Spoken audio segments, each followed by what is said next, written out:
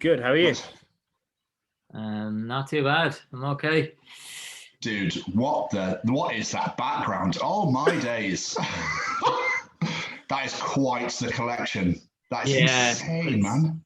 What fucking hell taller than that? Holy fuck. It goes the whole way around the room. So yeah. If my wife had her way, they'd be in the bin, but I'm like I'm old school. I know, I love it, because obviously if the internet just dies, what are you going to do then? Because obviously everything's online now, so... Exactly, yeah. And there's always that obscure film that you can't find online that I dig out every now and again. It's amazing. I think there's one that you can't get in the UK at all, which is a Leslie Nielsen movie, which I love, but you literally can't get it anywhere. Wrongfully Accused. Oh, yeah, I don't have it. Oh, dude. I'd be like, where? Tell me your secrets, but if you don't have it, then... yeah. Great film, though. Oh, would you actually know where to look for a certain DVD? Yeah, I have OCD, so like they're not alphabetized, but they are genre. So like, you know, you have your horror section, your comedy section, and your action, and you know. That's amazing. Prison Break section. Man after my own heart. I love it. Absolutely love it. I'm the same with because I buy vinyl records, and mine are all in like album release order. So all the bands are together with the year the album came out. Yeah. So yeah, I totally feel that. Yeah, I would definitely know where they all are. And my sister-in-law was over one night, and just to piss me off, she said that she swapped a disc with another disc and didn't tell me. No.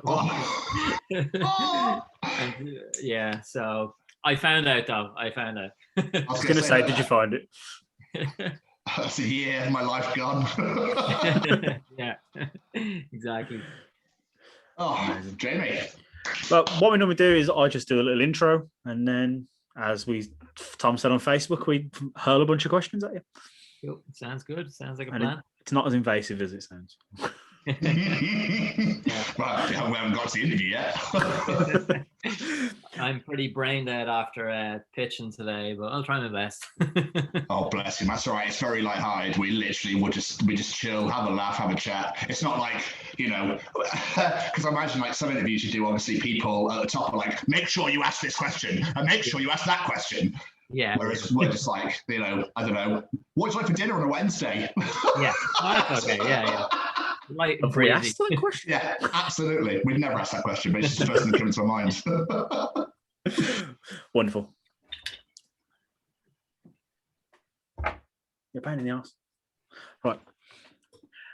Ladies and gents, on today's show, we have a man who spins so many plates. I'm amazed that one of them isn't circus performer, quite frankly. This man is a business owner, a piercer, a drummer, an actor, a movie maker, a model, an author, a personal trainer, and he's even tried his hand at stand-up comedy. Not only that, but the man has one of the most inspiring mindsets I've ever heard. On top of all this, he also is openly a fan of Little Mix. Welcome to the show, Mr Baz Black. That is some introduction. Wow. To sum it up, it's jack of all trades, master of none, really. But, you know. It's just insane, dude. I was reading up on you. I was like, is there anything this man can't do? Where does he find the time to actually, like, live? Yeah, I like to keep busy, I suppose. And, yeah, keep my finger in all the pies. I can't believe you sold me out on the Little Mix, though. Wow, my reputation is ruined. I'll admit, Power is a banger. It's a great tune. I won't say nothing. Yeah. Well, unfortunately. He won't. Sorry. Baz, man, first of all, I want to say thank you so much for all the love on social media we've given us today. You are the first person in a year and a half that's ever done that. So that means the world to us. Thank you so much for doing that. We really appreciate it. No problem at all. No, yeah. I mean, I'm shocked that people don't do it in general. You have to support each other and, you know, give each other shout outs and stuff. So, my man. But still, how has your last year been, man? Yeah, I mean, obviously that's the loaded question. Yeah, it has been good, and you know, I've tried to stay as creative as possible. I used the lockdown as an excuse to do a lot of writing. I got my feature film script done, which was great. I was lucky enough to be on a big enough production that had all the COVID protocols that was still filming through a lot of it. Otherwise, I would have cracked up completely. So yeah, it's had its ups and downs. It is really tough. So much has moved and pushed out, and so many projects have gone away. But just trying to stay as creative as possible and make things work the best we can, really. That's good. I mean, it's good that you were able to stay busy throughout it all, because obviously half of the people managed to still do whatever it was they were doing and keep going, and the other half were literally like, I am losing my mind. Yeah, there was a few of those days. Yeah. I can imagine. Yeah. But I'm not surprised, because like most of the things that are listed that you do all involve like being out and about and around people and things you can't do during a lockdown. Yeah, it was so tough. And I think the biggest adjustment was I'm always so busy with so many things, and I kind of thrive off the stress of it a little bit, and, always busy. And I definitely do have a touch of ADD, I think. So, sitting still is not my forte. So I did have to adjust as best that I could and just try to put the creative aspects into something different than what I would normally be doing, Yeah. I mean, so many people had it way worse, than me. So like, I don't like to complain about it too much, but even like with the Pearson work and that's my bread and butter in between the filming and everything, that all went away. So, it is tough when there's no money coming in on that side. So yeah, big adjustment for everybody. Oh, absolutely, man. But I mean, other than obviously with the filmmaking and the writing and everything, did you like learn a new skill or teach yourself anything whilst being locked away? New skill or teach myself? No, not really. No, it was just mainly it was working on the feature script. Was my main kind of getaway or my pastime. And just try to maintain exercise. And then, like I said, I was filming for quite a lot of it as well. So, I wasn't just sitting at home completely bored all the time. I might learn Italian today. I should have tried to learn a new skill, but didn't happen. Don't worry about it. You have plenty of other things going on, man. I don't blame you at all. What about you guys? Did you learn anything new? I mean, I moved to Wales. Well, that's something new. Yeah, and got a brand new job. I'm working on opticians now, so like they've obviously been open the entire time. So that was quite nice. I was furloughed for a very long time. I worked for a holiday company before, and it wasn't pleasant. So not really. I should have done more, but I'll be honest, I just focus on this more than anything else. Okay, brilliant. Are you going to learn Welsh? I mean, I've read it. Oh my days! It's like someone tripped over carrying a box of Scrabble. A good description. I like that. It's like it's a YAALDY. That's cat, mate. That's cat. That is. One thing. To be fair, I know I didn't really learn anything.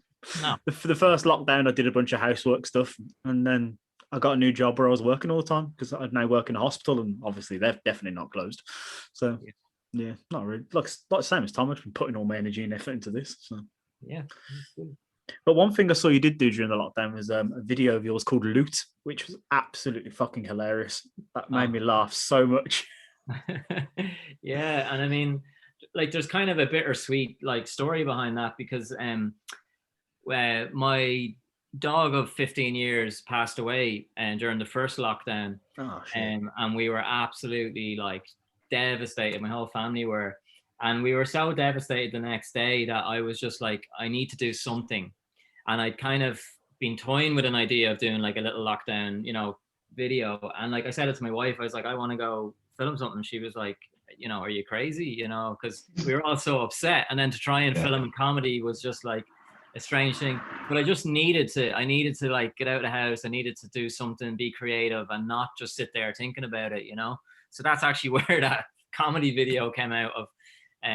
But yeah, it was just something fun. And at the time, I mean, the whole thing is about, the toilet paper being sold out and the pasta. Everyone was fighting each other over those items. So that's what the whole little comedy thing was about. Oh, I'm so sorry. So sorry about your dog, man. That's rubbish. Yeah, it was a tough time, but try and feed it into the creativity of something else, I say laughter is the best medicine. Well, yeah. It was strange. It was really strange. And then actually the day after that was my audition for Kin, which is the new TV series that I'm on with Aidan Gillen. And I was still like, devastated over losing my dog. And I did the self-tape audition, and it was like, I know every actor is self-critical, but it was horrendous. Like, it was shit. But I sent it in anyway. And then I know the casting director pretty well over the years. And I messaged her like a few days later, and I was like, I never do this. I'm like, I'm really sorry. But I explained the situation, you know. I said, like, my dog had died. I just wasn't into it. And fair play to her, she let me film it again, and I ended up getting the part then from that second tape. So nice. Oh, that's awesome. That's really good of them. Incredible. Everything happens for a reason, you know. I like to believe. Absolutely, Baz. I completely agree with you. I'm all about that. All about fate and everything happens for a reason, that sort of thing. Like, you know. So, by the way, how did your production meetings go today? Yeah, they went. I mean, they went. I hope they went well. So I met with 5 different production companies, and each one of them requested the script. So that's a bonus or a positive thing out of it. You know, it's quite stressful, and it was 5 separate meetings with 5 different production companies. So it was like 2 hours, and trying to pitch and trying to keep up that momentum and that level of enthusiasm, and you know, but yeah, it seemed to go well, and it was so nice, like, I suppose stroking the ego or just breaking the ice that 2 or 3 of them recognized me from stuff that I've done in acting. So it was nice that they kind of knew who I was, and it wasn't just a stranger coming in and stuff, you know. So that's positive. That's really cool. Yeah, I bet by the last meeting you were sick of the movie yourself. But yeah. So I don't want to talk about this anymore. Film, this happens. Cheers. See ya. Reading your fucking self. That's it. Done. But yeah, it was good. I mean, as you know, it's a stressful thing to be pitching, and especially over Zoom. It's so much easier in the room, face to face. You know, I think you can get so much more across when you're actually in the room with them, and over Zoom it's a little bit tougher, I think, to win over the room. But yeah, hopefully, fingers crossed anyway. Well, we've got everything crossed for you, man. Yeah, absolutely. Right, so as I said in the intro, you spin a stupid amount of plates, but what was the original plan for you? What did little Baz want to be when he grew up? Little Baz, always a drummer, and that was my main thing. Like, if you ask my mother, I've been drumming since the age of 3 or 4, and grew up with my cousins, and they always had a band, a garage band. So just grew up and I was playing drums all my life. So I just wanted to be like a little punk rock drummer. And I've been in bands since I was 10. I don't think I've ever not been in a band. I'm in 3 bands at the moment, drumming. So yeah, it was always the drumming aspect. And then later on, then it was the fascination with, you know, tattoos and piercings, and that all came through the music as well. And then as soon as I physically could, like, I started getting pierced, and then that led into tattoos as well. So yeah, musician first, definitely. So why can't I find Amongst the Wolves on Spotify? Because I tried to find you and I couldn't find you anywhere. Good question. Because the bass player just quit the band. He just had a kid back in October, and he made the decision to quit the band. So while we were deciding what was going on with the band, because all our gigs, obviously with COVID, was postponed and everything, we just decided to take it down for now until we evaluate what we're going to do. So, but I'll send it on to you. Yes, please, because I love the whole Celtic rock, Celtic stuff with punk rock, like Dropkick Murphys and Flogging Molly. So it just works so well, and I just was desperate to check you out because I really want to listen to it. So that'd be wonderful. Thank you, sir. I'll send that on, no problem at all. So I knew about 2 bands you're in. I knew about that, and I knew about the Prodigy band. What's the other one? So the newest one is a band called Stone Trigger, and they're more like kind of Motley Crue, kind of glam rock kind of stuff.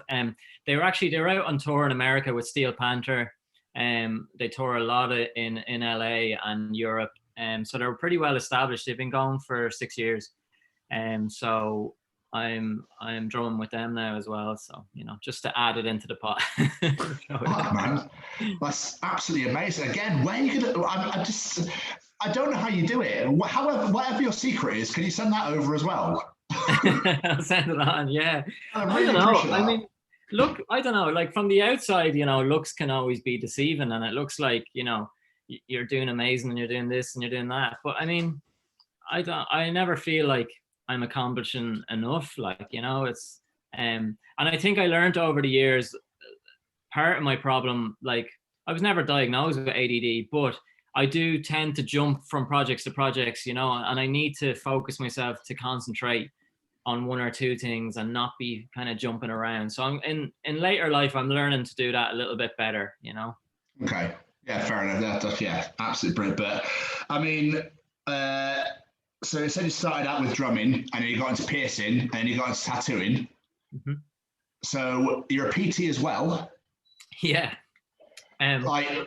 Well, that was through martial arts. My dad owned a karate club in Navan, so I started very young training in karate, and then from there I went into boxing and kickboxing, and then it was jiu-jitsu. So I ended up being on the European team for jiu-jitsu. So I was training, and then I just casually mentioned this. Yeah, drop that in. I was teaching then in 3 clubs as well. At one point I was training 6 nights a week in jiu-jitsu. And then through that then, because I was training so much in the martial arts, it kind of led into me qualifying then as a PT. So yeah, did that as well. I mean, fuck. Let's throw it all in there. But it's come about nicely for the acting work, because my new film that I got cast in called Uncaged, I'm playing an MMA fighter in that. So it's great, coming back to that side of my life as well, and having that there. But I don't know, I think it's just all like, life lessons along the way of, building up and trying as much as you can to get into the short life that we have. Absolutely, man. Absolutely. I mean, when you grow old, you'll be like, I did that, I did that, I did that, I did. You can keep going, and you'll be going for days. Yeah. It's just what did you achieve, Tom? Oh, well, I've had a few jobs. I moved around a bit. Yeah. That's it. I've always just been like very open to saying yes. And, sometimes that's led to me being burnt out and, taking on too much, and I just couldn't say no to things, and it's a good thing, because you get to do so much, but it's a very fine balance of what you do and what you don't, Yeah. But yeah, and then like, so through the martial arts, and it's because I grew up in like a really, really rough town, like really fucking rough. And it was the whole, macho side of things, and getting into fights and getting into trouble. And like, I was a bit of a tearaway in my teenage years, I'll freely admit. And it wasn't until I joined martial arts that I actually kind of calmed down, because you learn about the respectful side of it. And, if you're caught fighting outside the club, that you're out of the club, and that threat. And it definitely like calmed me down a lot, and then with the acting, like I was, doing a little bit of like theater stuff in my teens, but it was honestly the type of town that if they found out that you were doing theater or acting, you'd get jumped. It was like this ridiculous carry on of, young male teenagers and stuff. So that's where the acting side was, but I kind of kept it quiet for as much as I could. And then it wasn't until, I got old enough to realize that I actually loved it and I wanted to, go back to it, and that I made that decision. Such bullshit, isn't it? I might suck on you, Billy Elliot. Yeah. Yeah. Pretty much, yeah. Yeah, I mean, it's just the whole, bullshit that a lot of people have to deal with growing up, and it's all driven out of fear, fear of not being part of the group and keeping up the macho image, whatever that is. But yeah, between martial arts and then getting back into the acting side of it, it definitely changed my whole persona. I made the decision actually to move to California. And that's when I did my apprenticeship in Pearson out there, and I was drumming in 2 bands out there. And when I came back from California, I was like a completely different person. It was the best thing I ever did. Everyone thought I was crazy. I literally just like got a bag on my back, had no plans, didn't know anyone, and just off I went. I spent my first night sleeping on a park bench. Like, that's how unplanned it was, Wow. Yeah. But it shapes your character, I'm just proud of you that you did it. Proud that I didn't get murdered. Well, that as well. I don't know what that one is like, so. Yeah. So, was it in California that you managed to land into the Badlands? No, this was, I mean, when I moved to California, I was only 19. And then, like, when I came back, then, is when I got into the Pearson side of it. And then just with the image, like the tattoos and stuff like that, it was actually getting roped into more the alternative modeling side of things. And like, I'm extremely quiet and shy in real life, like completely. And I had no interest in it. And I kept getting asked and I kept getting roped into it. And I started doing that, and it became quite successful then. And the more I got used to it, the better I got at it. And then I got asked to be in like music videos and, you know, different projects and stuff like that. So through that, then I kind of remembered how much like I did love the acting side of it. And then it wasn't until like a good few years later that I started actually, you know, properly giving the acting side a go. I mean, I've been at it, like, I'd say, you know, properly the last 15 years.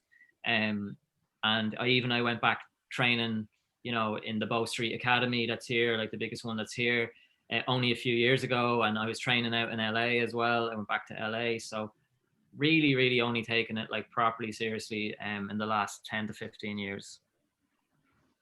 That's mad. So, like I say, Into the Badlands is like, it's one of the first things that's on your IMDb. Is that one of the first big job you landed? Because I know how accurate IMDb can be at times. Yeah, it's probably the biggest thing. Now I had done like lots of, you know, stuff before that, smaller stuff, and I was in loads of adverts and all that kind of stuff, and a few TV shows and just popping up. But yeah, Into the Badlands was like the biggest network show that I landed, definitely. Sorry. Yeah, go on. No, so what adverts are you in? What else? What adverts are you in? Oh, adverts. Yeah. I was in a Guinness advert. I was in a Jameson advert. There's a big supermarket chain here called Dunn Stores. I was in one of those as well. I don't know if you saw that. That's the one where I'm tattooing a dot on somebody, and it's like, That's what do you get for €1? Yeah, it's that one. But then, you know, through the modeling and that, I was in like loads of campaigns and loads of front covers of magazines and all that kind of stuff as well. So it's just like, over the years, it's definitely building up the brand, if you want to call yourself a brand. But anything I do, whether it's the music, the piercing, the acting, the writing, directing, I always try and bring it around full circle, that people start resonating with the name, you know. But it's tough. It's the long haul. It's definitely tough. And even after Into the Badlands, when I got that, you know, I was thinking, oh, finally, you know, getting on a network show or whatever. And I only had a small part on it. But you do think that it's going to open the doors and, you know, maybe now's your time, like, to get in. But it didn't really happen, you know. It took a few years, again, of, you know, knocking on doors and building it up and building it up. But it's mad. And this is why I always say, you know, like, it goes without saying, but you should be nice to everybody on set. Whether it's the runner or the makeup person or whatever. The hair department girl actually messaged me on Instagram about 2 months ago from Into the Badlands. She was working on a different show, and she was like, oh, there's a part you'd be perfect for. I'll say it to the production, would you be interested in it? And that was 6 years ago. I hadn't spoken a word to her, and, you know, she found me on Instagram just to send me this message. And it just shows, you know, it's all about making these connections, and you don't know when they're going to pay off, you know. It's incredible. That is amazing. I mean, I didn't ever understood people who fucking sit in their trailer on their little high horse and go, I want my own toilet. I want my own bowl of strawberries and cream. And I need my own, I don't know, my family needs their own toilet. That is me as well. But, you know. I knew it. But yeah, it's just a good lesson, you know, that the industry is small. And if you're an asshole to one person, you're an asshole to 100 people, you know, and you never treat anybody with any less than anybody else on the set. But yeah, it is definitely, it's a good lesson, you know. And the casting director, Louise Kiley, who got me that job and Into the Badlands, she got me onto Kin, you know. So that's a 6-year transition, and she, you know, we still have a good relationship, and she'll always, you know, push me forward for stuff and that. So it's definitely, the whole game is building up the connections, and hopefully they'll pay off someday. We love that. We love that. I do. That's amazing. But so obviously you've moved, I don't want to say you've moved on from acting, but, you know, you've put a lot of focus into your own production company now with Sure Look Productions.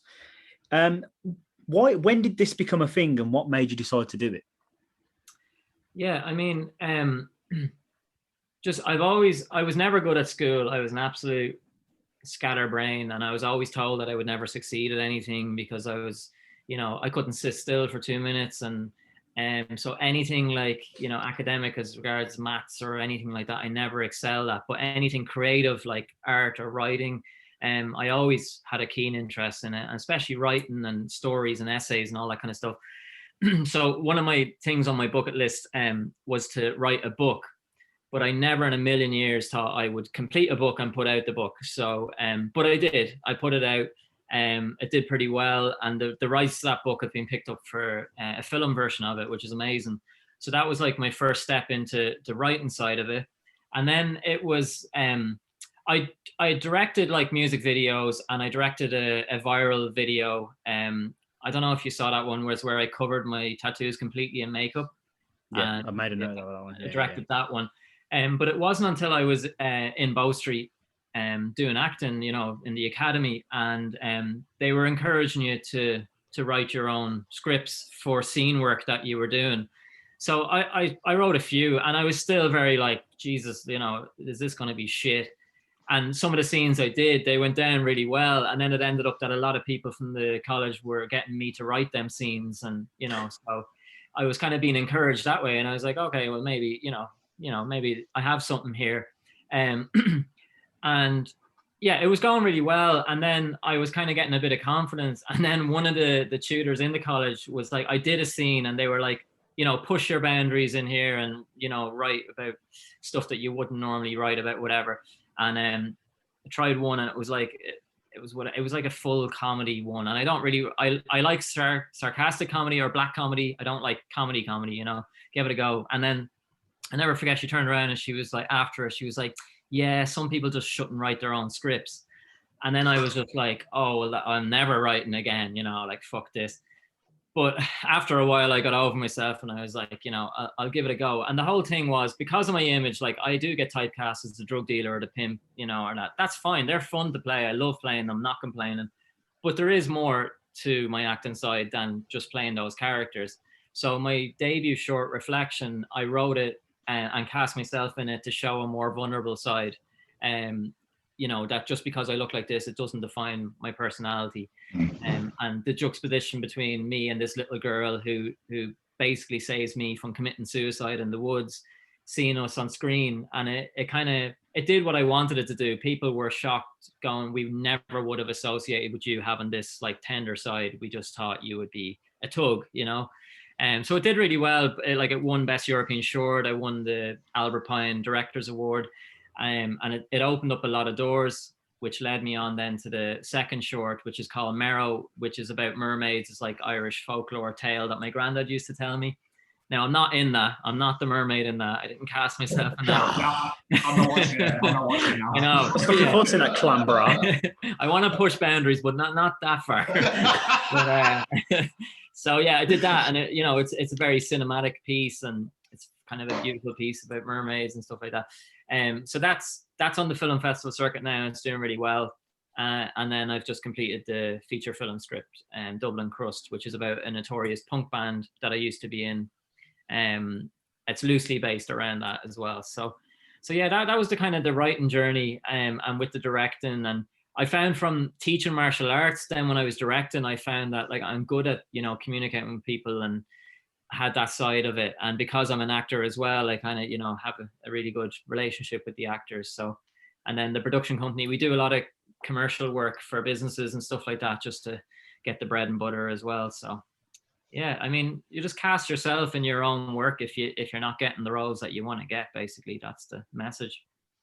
On the Reflection trailer, I was just blown away, really. Yeah. I found, it's quite like dark, and I really liked it a lot. But going back to what you said about how you get associated with playing a drug dealer, or, just because of the way you look. So obviously the Katie Hopkins thing will come up at some point, but it really pisses me off when people are like, oh, well, you've got facial tattoos, you're covered in tattoos, so you obviously deal drugs, you obviously, you know, pick fights with people for no reason whatsoever. It really winds me up. And I think that tattoos tell a story. I think that, you know that classic old question of, well, what are you going to look like when you're 70 years old or 80 years old or whatever? Like, oh, okay, well, first of all, why does it matter to you? Yeah. And second of all, well, I can go back and go, oh, well, when I had this done, I was so-and-so age and I was doing this. And I, you know, oh, when I had that done, I was over in America shooting a TV series. I don't know, so stuff like that. It really pisses me off. It really annoys me so much that people can sit there and go, oh yeah, well, this business won't hire you and that business won't hire you. Okay, that's absolutely fine. That's entirely up to them. But you're basing on the way I look, not, you know, the skills I have and the things I can do. So basically, fuck you. that was a well said rant. That's usually I me love a ranting Tom. like that. I love a Tom rant. They're the best. I was just watching that Katie Hopkins interview. I couldn't finish it because it was really making me angry because she was. But it's the fact that, like you said, she didn't really have a point to back herself up. She was literally pointing at the audience, going, "You know what I mean, don't you? And you know what I mean." And you know, yeah. Whereas you're going, well, this. You know, you have your ears pierced. Yeah, well. I just do. Get in the bin. yeah, and it is true. And the you know, the thing about her is she was nice as pie backstage before and afterwards. And before we went out, she was like, "Don't mind me, I get paid to be a bitch." That's what she said to me. Like, yeah, you know? I kind of felt like it was just like to keep her relevant, sort of thing. Yeah. She was going on about how she loved my tattoos, and you know, so she was full of shit. That video brings the most amount of hate into my life, though. So I have a kind of a bittersweet about it because I think the message of it is good. I was a bit jittery and a bit nervous on that one. I got a lot better at those kind of live TV shows as I went on. I've been on quite a few since that, and that one, like, I can never watch my stuff back anyway, but I'm quite jittery on that one. But yeah, it brings so much fucking hate. Like the most amount of comments and hate I get is from that video. So, but why? At you? Yeah. Oh yeah, Jesus. I had 2 death threats last week or the week before last. I mean, for what reason? I mean, it's constant on the YouTube video, but then it was actually my agent convinced me to do like TikTok. I didn't want to do it because I know like the hate that's out there, and I put it up on that, and it just, like, I'd say 90% of the comments were hate, and I don't read any comments anymore, which is sad because I don't get to read the good ones, let alone the bad ones, because it was affecting me mentally. And I am very much of, you know, I don't give a fuck what anyone thinks. I don't do it for anyone else's approval and that. But at the same time, if you're waking up and you're reading people telling you to go kill yourself, you know, on a regular basis, you're like, you know, it's a lot to take in mentally. But when I put it up on the TikTok and the comments were coming through, and I was reading a lot of them, which I don't normally do.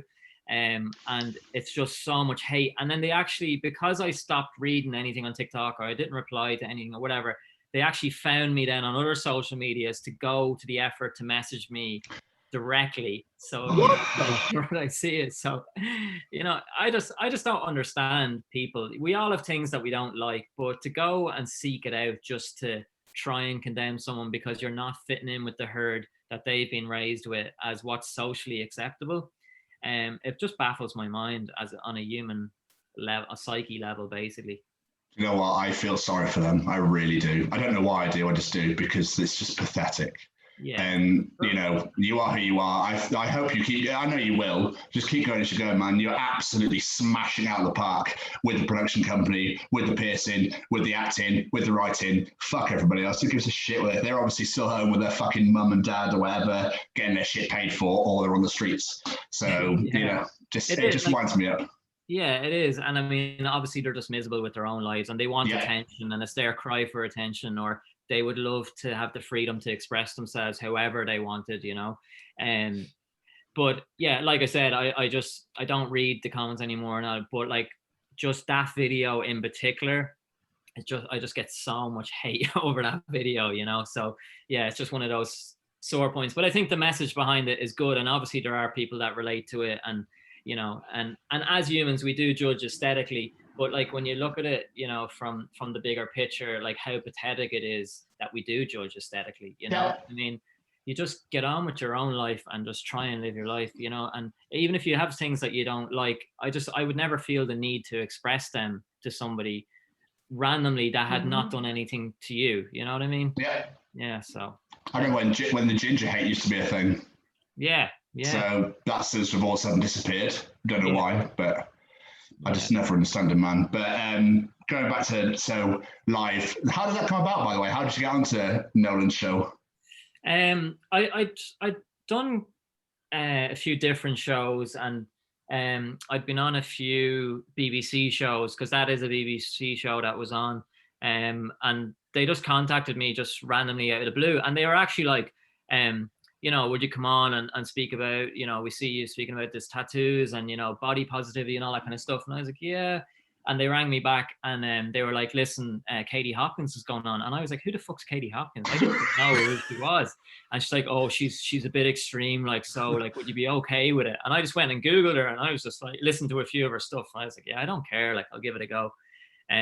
So yeah, that's how that came about. It was just a straight phone call. But I mean, I turned down like Body Shockers like for 3 seasons in a row. They rang me honestly over about 200 times, because I'll never put myself into a situation where they're trying to portray something negatively about somebody's image or why they do it or what they do. I'll only do it when there's a voice of positivity behind it, and not condemning people for their choices. You know, nobody can tell you what you can and cannot do to your own body. It's Exactly. your body, you know, it's your choice.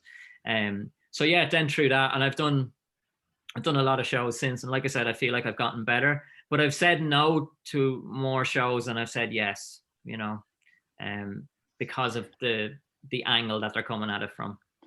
Just going back to the haters, I'd love to see them say it to your face. This is the thing. And I used to sit there and reply to them, and I've invited so many people. I've actually Google pin dropped the address to my shop and be like, come on in, boys. And not one of them show up. And it's rare, you know, it's rare on the streets. Now, I have gotten into, you know, a lot of altercations on the street, unfortunately. And I've no problem with people being curious. You know, that's just human nature. Like I said, I don't do it for other people. And I am quite shy and reserved. And then people are like, well, you're a fucking walking contradiction then. Why would you tattoo your face if you don't want attention? And it's like, I can't answer that question, but I don't do it for attention. And I hate when people stare at me when I'm out in public, and especially when I'm with my family and my friends, because I'm used to it, but they feel so awkward. And there has been a lot of physical altercation. I was asked to move in a restaurant because somebody didn't want to look at me while they ate. The waiter came over and asked me to move. I've been refused membership to a gym, even though I'm a qualified PT, because I had a mohawk and my visible tattoos.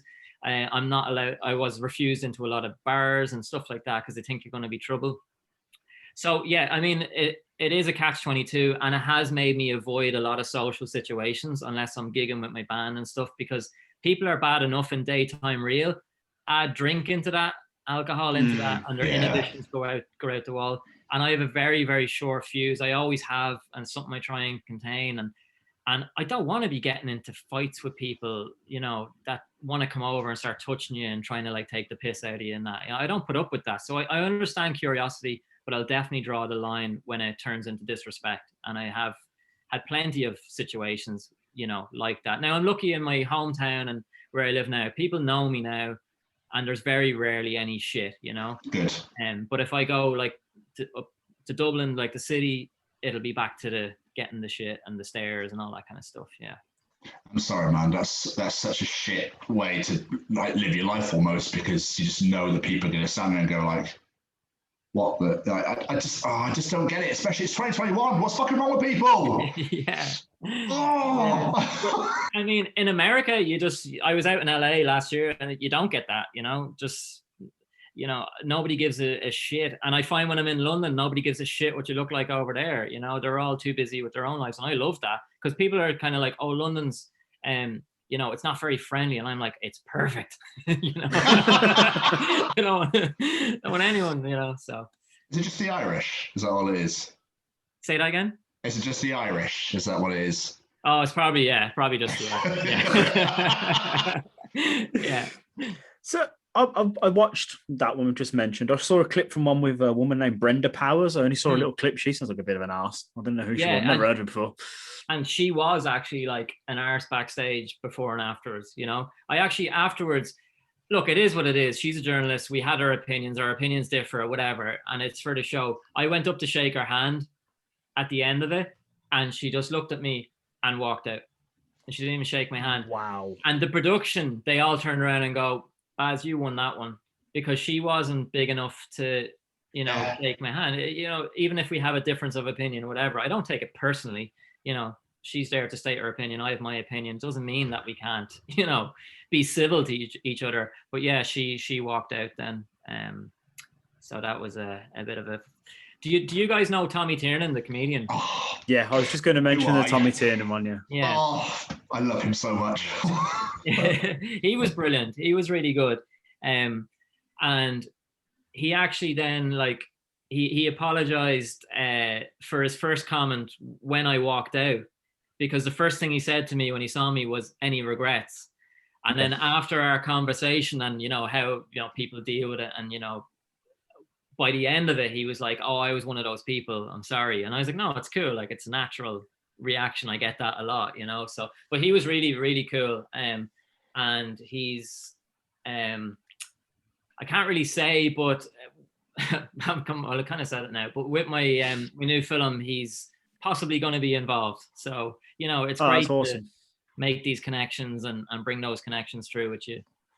That is beautiful. I love that interview. I just love Tommy T. He's such a fucking amazing guy. Did he come into your shop?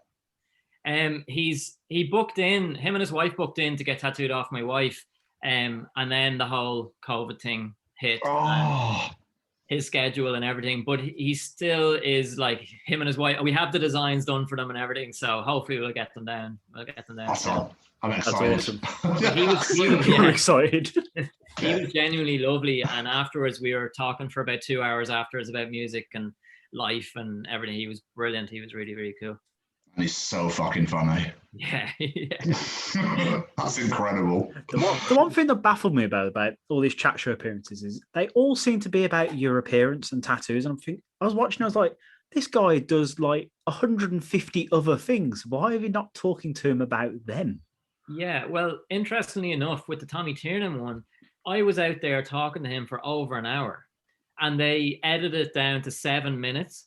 And I know the director of that show because I worked with him on a show called the Irish Pictorial Weekly. It's a comedy show back in 2014.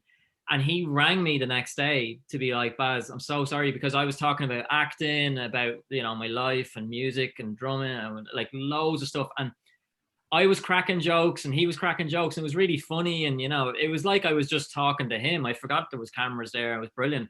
But he said his instructions were only to edit it down to about my tattoos and my appearance. And that's all he could put in. So he actually rang me to apologize. You know, he was like, I love all the other stuff, but I can't put any of it in, you know? So I suppose they have their agenda. And, you know, I mean, that little clip that they shared from the Tommy Tiernan show, the RTE, the production company, they rang me the week after and it got 3.5 million views in that clip. And they'd never gotten over 1 million views. You know, and They were like, oh, it's amazing. And I've been pitching like a TV tattoo series for a long time, you know, and I was like, they were one of the companies, and I was like, now do you see the amount of people that are interested in this, you know? And they were like, yeah, we love it. But to this day, can't break down the doors, you know, to it, because they just don't see it as a lucrative mainstream option, which is kind of sad. But yeah. Which is mad, considering I know it got a lot of hate for it, but you had that Tattoo Fixers program and and that had so popular. It was a huge audience for that. So you'd think they'd want to do something like that. You know, I use that in my pitch as a reference, you know, and Ink Master and, you know, obviously the start with Miami Ink and all these shows is absolutely huge. And there's nothing in Ireland to portray the tattoo industry. And there's amazing tattoo artists here and it's so popular here. I mean, the statistic is 1 in 2 people have a tattoo now, you know, and there's definitely room for it. But, you know, it's pitching a few different production companies and it's mad. They're so stuck in the dark ages that they just cannot see the lucrative value behind it and how many people would be interested in it, you know, and they just want to put the same old shit on again and again. But, you know, all I do is just keep knocking on doors, and hopefully somebody will answer someday.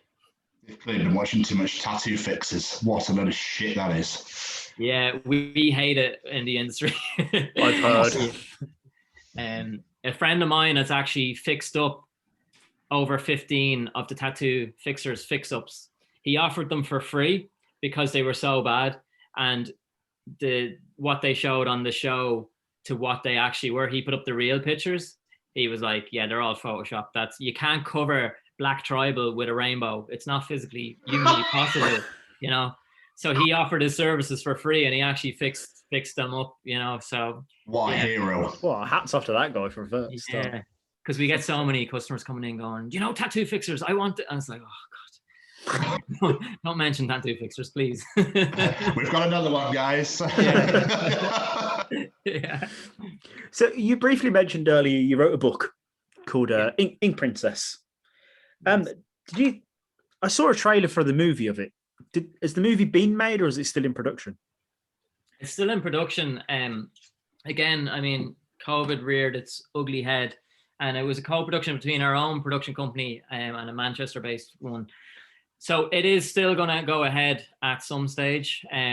But I was also in talks about it being a TV series as well with a separate, you know, company.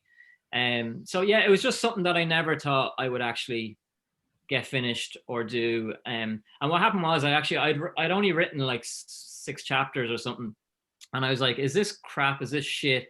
I'll send it off to a few publishing companies and just see, you know, what reaction I get.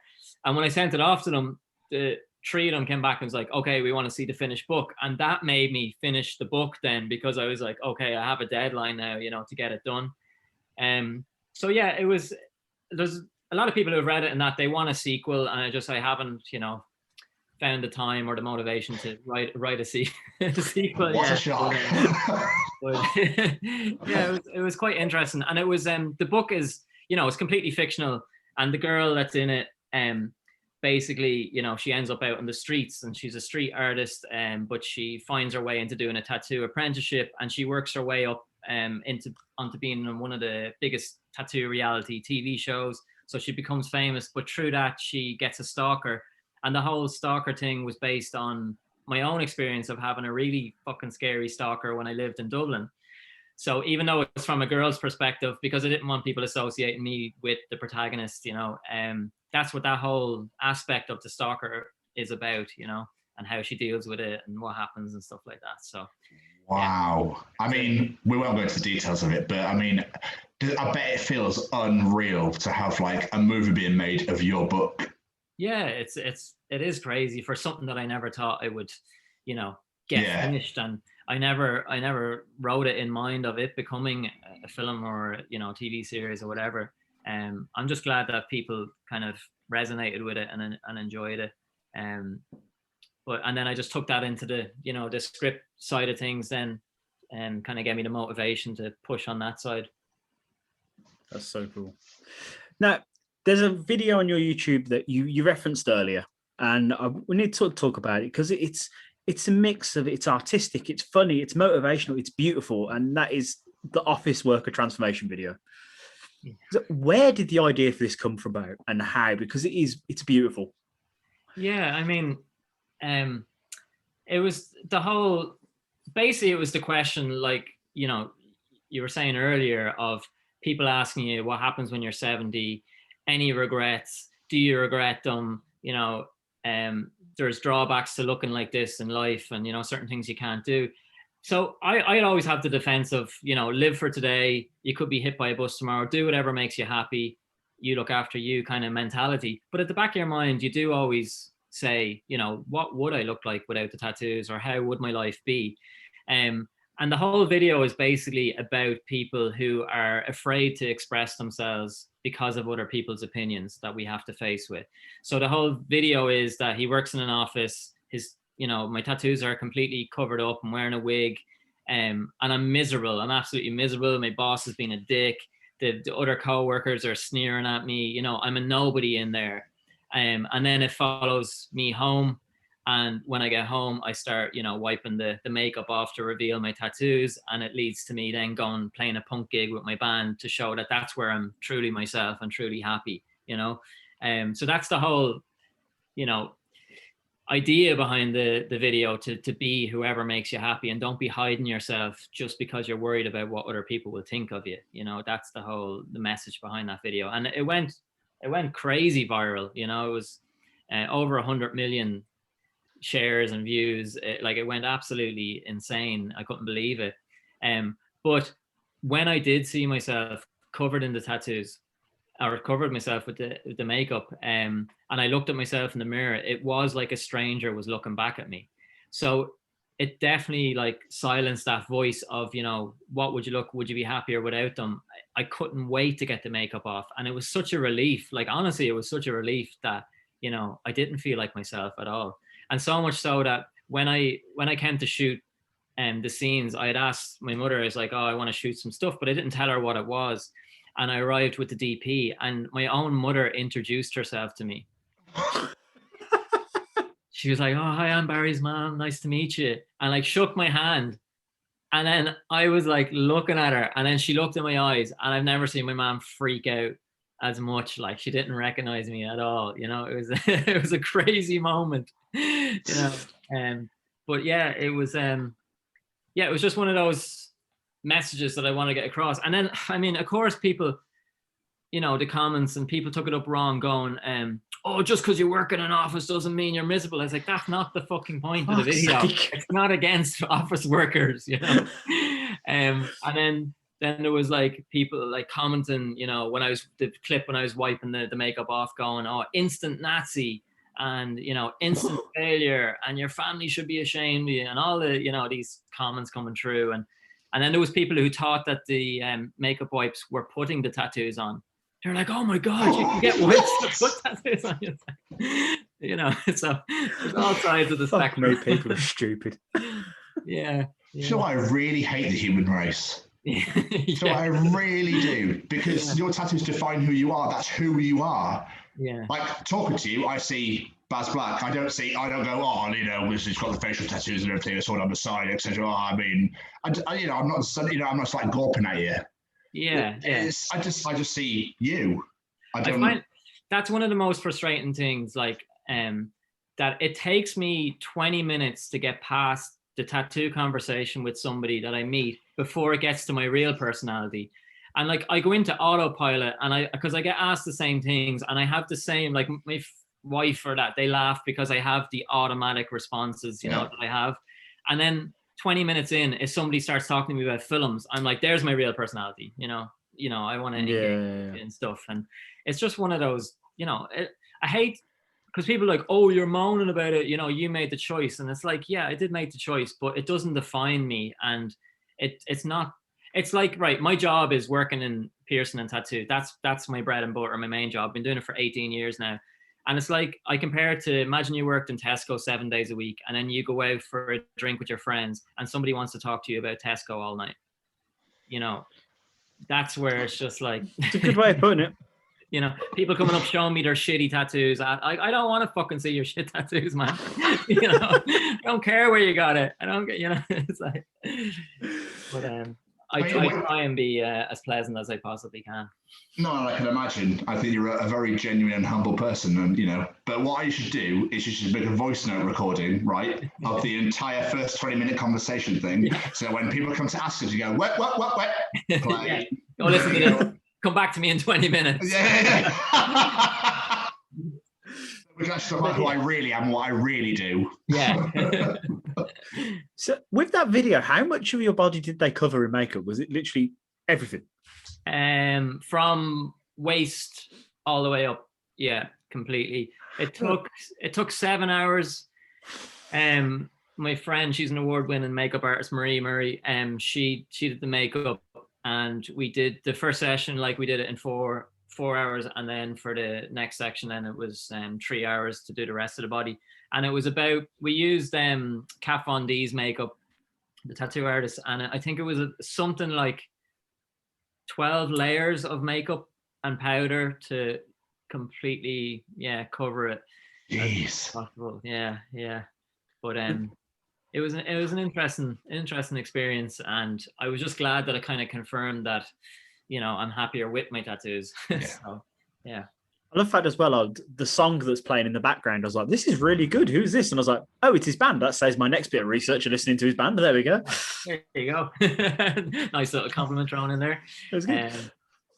But what made me laugh when I was watching it as well, because obviously doing that with the wet wipes and stuff like that, and my wife just looks up and went, would it be quicker if you'd had a shower?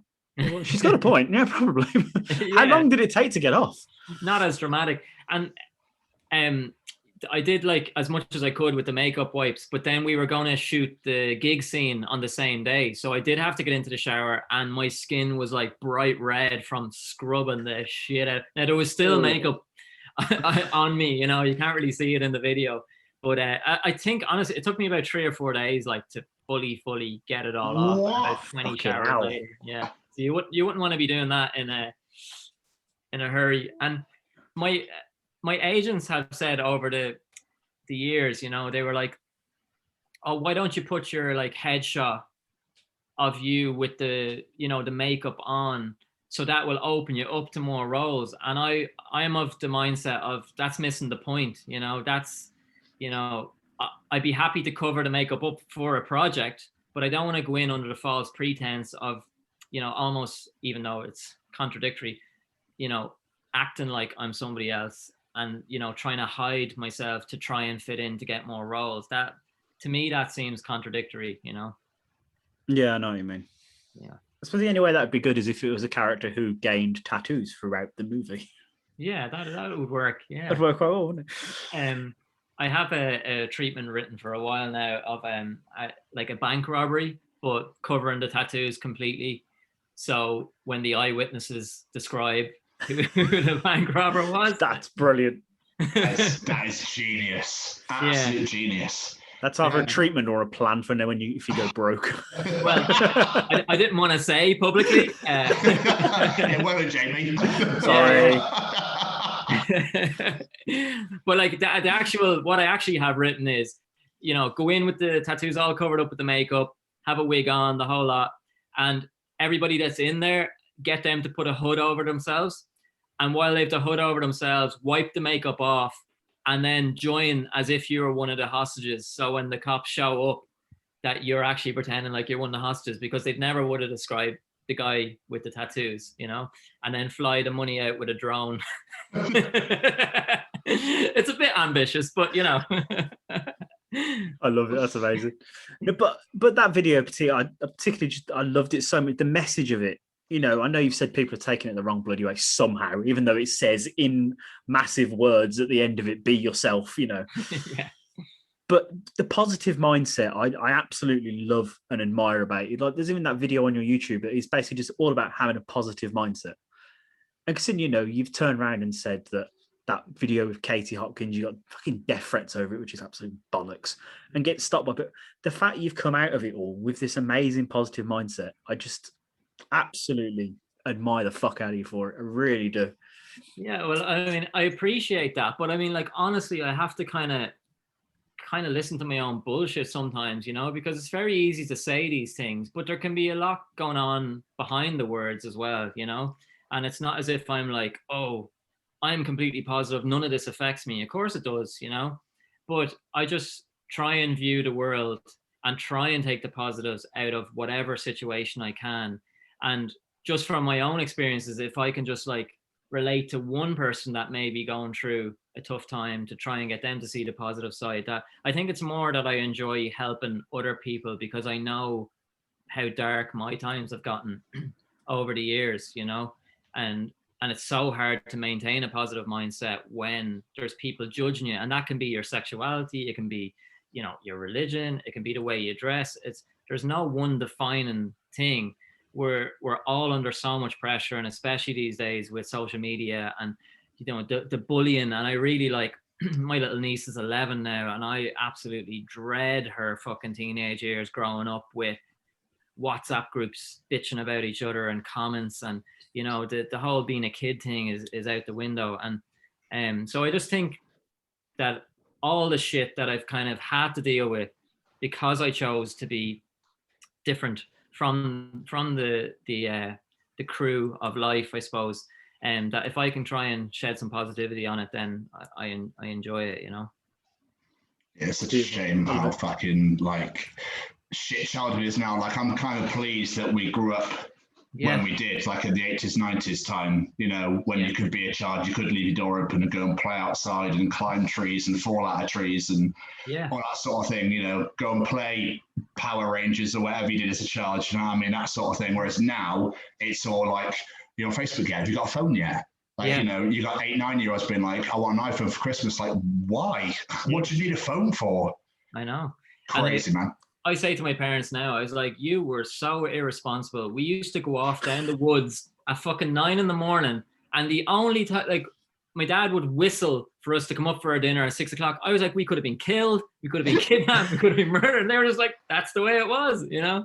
But now you're like, you wouldn't dream of letting your kid go off. And like, I see like my niece and they're out playing, but they're sitting around on their iPads in a circle, you know, and it's like, where's the kids gone, you know? And there's no imagination anymore. Yeah, and TikTok especially, like, Jesus, like the stuff that's on there, and you know, it's, I mean, for kids and for other people, and the amount of hate that's on there, because everybody is fighting for that little bit of attention, whatever way they can get it, and they don't give a shit that your words have just caused somebody to go kill themselves, you know? No. And it's just, it's so flippant, and it's so much hate, and like you said earlier, there's nothing to be said person to person anymore. They hide behind their computer screens, and you know, that's the sad world that we live in. It's like, because everyone's allowed to have an opinion now on whatever the fuck they want. Yeah. And you know, I think suicide rates have increased massively since social media's become a thing. Absolutely. So it's just, it's mind blowing. Like you said about how, like, you know, when you said, you know, you're out for however long, 9-10 hours, and your parents only whistled you in at like 6 p.m. or whatever. But it's almost like it wasn't talked about back then. No one ever really thought about it. It was just go and fun, enjoy yourselves. Whereas now it's all like, watch out for pedophiles. You know, people might, you know, people out there kidnapping dogs at the moment. Like, what is the world coming to? It's insane. I know. Yeah, it's just mind blowing. I think on a big scale, like the human race has failed in so many aspects, you know, and unfortunately, like at this stage, it's probably irreversible, the damage that we've done. Yeah, you know? Absolutely. Which is a very sad statement to make. And just on the positivity side of things, I mean, I speak about, you know, as well, this is on the flip side of always kind of being told that, you know, you were never going to amount to anything, you were never good enough, you know, and it's just sending out that message to that people learn in different ways, and you need to be able to embrace, you know, certain ways of learning. And just because they're not good at, you know, maths, it doesn't mean that they're not going to excel. And it's about proving these people wrong, you know. That's what I kind of thrive on. Like that one in the college, I said, you know, some people should never write. It's just like, you know, and this is very, very egotistical, but I hope she sees the awards that my films have won. And like, because it is like, you know, well, fuck you. I did go and do it, you know, and you could have easily just made me never write anything again, you know. So never let anybody, and it's hard, but never let anybody deter you from your dreams. Just go and do it, you know. And it's easier said than done. Trust me, like you guys know as well. It's easier said than done. And there's a lot of negative people because they are miserable with their own choices that they've made, you know, and they try and bring you down to their level to make themselves feel better. And you have to be very wary of people like that. And there's so many of them. So it's just a mentality that you have to kind of learn as you go along. Absolutely. I mean, you reference your awards. I mean, did you ever think that you'd win? I mean, did you ever think you'd win any? I mean, it's incredible. I think I've forgotten the name for someone. Reflection won like loads. Yeah, I mean, it's mad, and you don't do it for the awards, but like the awards open the doors for your next thing. So that's where, you know, they're beneficial. But not in a million years did I ever think that it was, you know, gonna do anything. But I was just so glad that it resonated with a lot of people who watched it, because there's, you know, the topic of suicide, and especially male suicide. And it's the same in the UK, same in Ireland. It's absolutely an epidemic. I've lost so many friends to it. And that's what it deals with. But the film, the Reflection film, there is a whole big twist to it. You know, it's not just like a drama kind of thing. There's a whole twist to the actual film. But I was just glad that the message, you know, got across, and that I mean, winning the awards was amazing, and the people that I've won the awards with have now come back fold, that I'm working with them on other projects and stuff like that. Yeah, so amazing. So that close you, eh? yeah. There you go. Look at all those awards that are right here. Yeah, it's I don't know, it's just mad. And again, like, I mean, that particular person, like, as far as I can see, is doing fucking nothing, because they were, they're trying to be an actor in a career, and then they were, teaching or whatever. And it's like, and it wasn't just that instance, it was very much so a part of their persona. And a lot of people came away thinking that they weren't good enough because of what they were being told by this person, And it's so hard, because it was one of the most embarrassing things I've ever experienced, because I was after doing this scene that I wrote, and I was acting it out and all that. And then it was just like, yeah, that wasn't good. Like, and some people just shouldn't write their own stuff. And I was mortified. I was like, I'm never going to fucking write again, But people like that, you just can't let them deter you from your dreams, No, so you have to, like you said, you need to use it to motivate you, and that's what you've done. So there's so much, to talk about with you. But before we start wrapping things up, we should talk about the fact, as you've mentioned, you're a piercer and you own your own tattoo shop, which is really fucking cool. How long have you been doing piercing then? It's 18 years now. I've been slogging away at it. Great word. Great word. Slogging. Very Irish word. It's funny, actually, sorry, just this is off topic, but the production company name, right? It's, Sure Look Productions, but that is an Irish saying that can be used in any situation.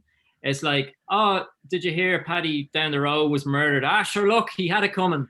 It can be said in any context, it doesn't matter what it is. And it's like, oh, should we go for sure, look, should we go for a pint? So that's where that name came from. So that's amazing. Yeah. What was your question? Oh, about the tattoo and piercing side of things. What was your question? Sorry. I just saying how long we've been doing it, but that was 18 years altogether. Did my apprenticeship in California, and then when I came back from California, I was working in Manchester piercing, and then I was in London piercing in Soho. Then I was in Amsterdam, and then I came back and I was working in Dublin for 6 years. But I've owned my own business on the piercing side of things for 12 years altogether. And I've had 4 tattoo and piercing shops. And these days I just do private appointment only stuff. I only do like the high end fancy kind of jewelry, and I book it in between my filming and all the other stuff, which suits me so much better. And the last shop I had was busier than ever. It was one of the busiest shops in Ireland, but I was completely burnt out.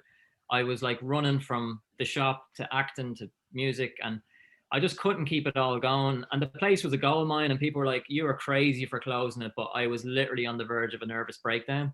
So I closed it 2 years ago. And now I just do guest spots, and I have a private studio here that I just book dates whenever I can. So it works out much better. Have you ever had a really weird request for a piercing? Oh, so many. Any you can share? The weirdest was when I was piercing in Dublin, and a guy came in and he wanted his nipple pierced.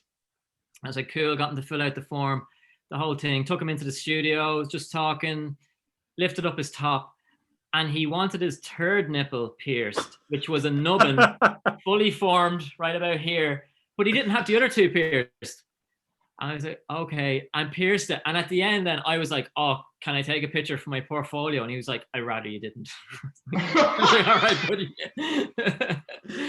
All right. Why would you not get all 3 done and like connect them with a chain or something? It was like, I thought it was like a dare from his mates in the pub or something, but it was like, no. But yeah, I've had so many, and I've so many stories of different experiences and stuff, and I'll write a book someday about it. I look forward to that. I've always thought that though, like they say, like tattooists have some crazy requests and stuff. But I always imagined piercers got to have some weird stuff. Like some guy just walks in and goes, "Do this, pierce this for me." Thwonk. Yeah, I've had loads of that.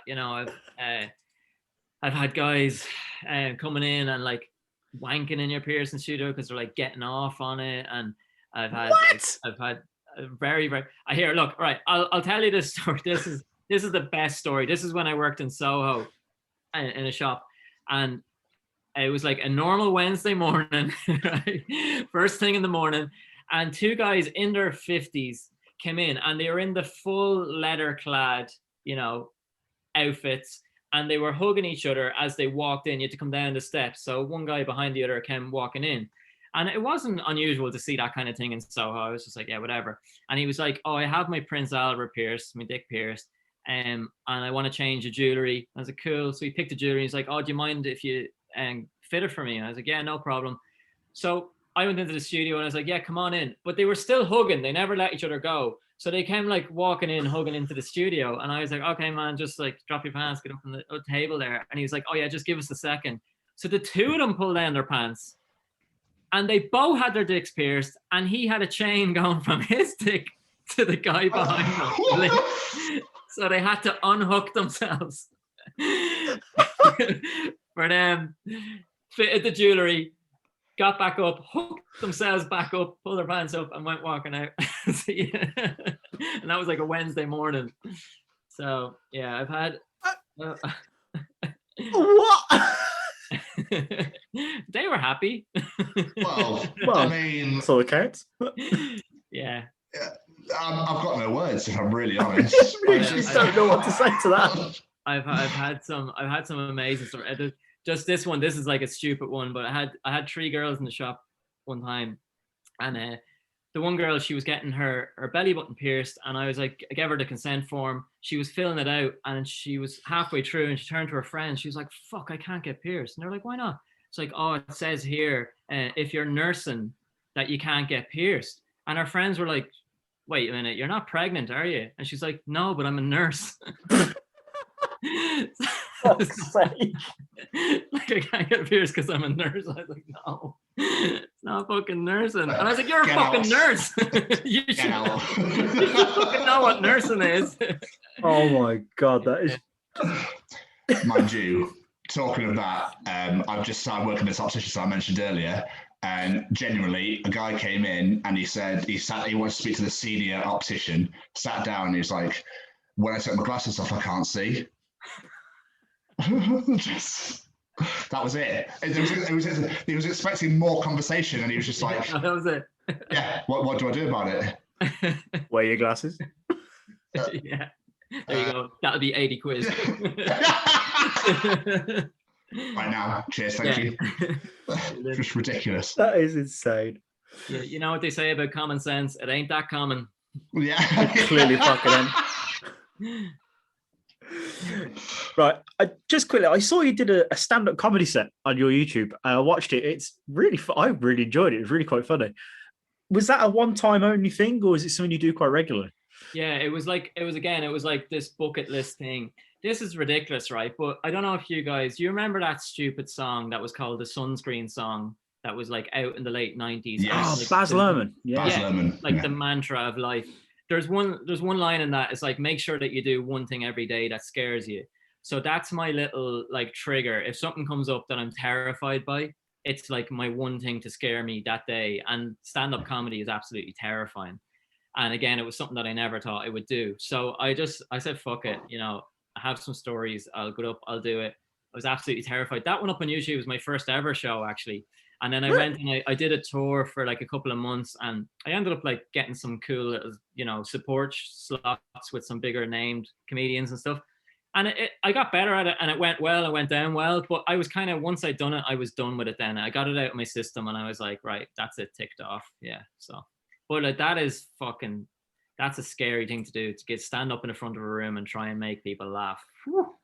I've heard people say it's the most terrifying thing in the world. Yeah, like live TV is scary, and being on set is scary and stuff, but yeah, that's definitely terrifying. Fair play, sir. I couldn't do it. No more.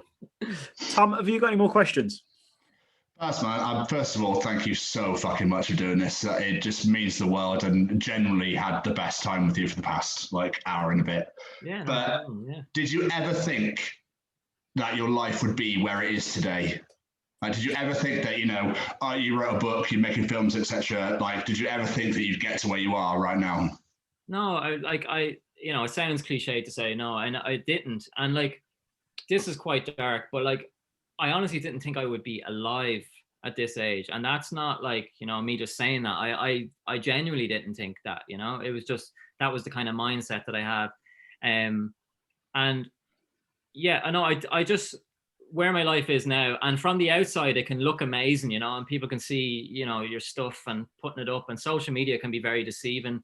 And yes, I've, you know, accomplished some things in that, but it looks better on social media than it actually is, you know. Some people are like, oh my God, you're going to Hollywood, you know, because it, you know, it looks like you're so busy, and that's not true. And it's constantly breaking down the barriers and trying to build up the connections. And but where it is now, and like, you know, I'm married, and, you know, I have my house, I had successful businesses, and, you know, the film and stuff and the acting, it is a tough trade, as everybody knows, and it's the longevity of it. And I watched a great thing with John Hamm. I read an interview with him a few weeks ago, and they were asking him about coming up as an actor, and he was like, he found out while he was in the middle of it that it's if you can outlast your competition and you can keep going when they give up, then eventually somebody will open the door to you. You just have to keep going. And it's so true, you know, because there's so much rejection, and, you know, there's the positives, but then people don't see all the other shit of all the rejection and the stuff that you're trying to get. So yeah, I don't know. I mean, COVID has put things into perspective for a lot of people, like including me, and it's reevaluated people's priorities, I think. So that's some bonus that we can get out of it, and we just have to kind of keep plodding away and see what we can do with life. It's beautiful. Love it. And can you please bring your band over to the UK so I can come and see you? Thank you. Absolutely. 100%. Amazing. Right.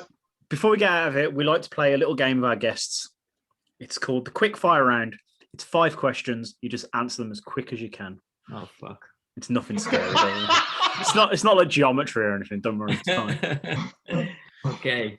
Right. First question. Favorite pizza topping? Oh, you're gonna hate me, tuna. No, he's on board. Spot on. Great answer. Oh.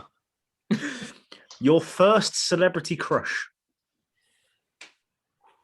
Pamela Anderson. Cracking choice. Great choice. Your go-to karaoke song? Oh, Meatloaf. I'll do anything for love. I would love to hear that sang in an Irish accent. I'm not going to lie. Pretty bad. Who would play you in the movie of your life? Oh, that's an interesting one. Who would play me? I'm going to say Michael Fassbender with tattoos. Oh, I could see that. Great choice. Great choice. And last one, a piece of advice that you would give to the younger version of yourself. People are cunts.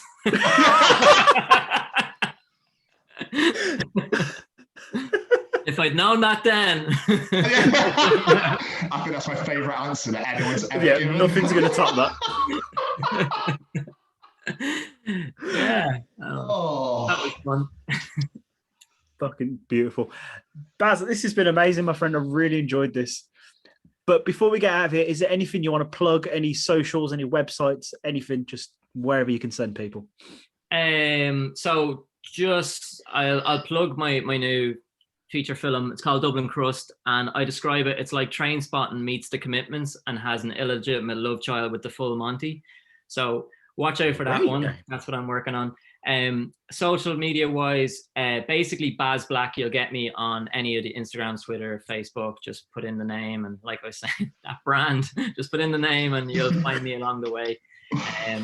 And yeah, it's been an absolute pleasure. And just from you guys, like I do a lot of these things, and this is the most natural, you know, authentic one that I've done, because the questions just weren't like the usual questions, and I was able to talk a lot freer. So thanks a million for having me. I really appreciate it. Thank you. I really appreciate that, mate.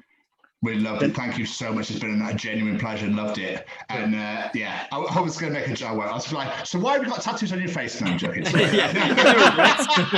Any regrets? No, seriously, man, thank you so much again. Have a great rest of the day, evening, whatever you've got left. And yeah, hopefully we'll speak soon.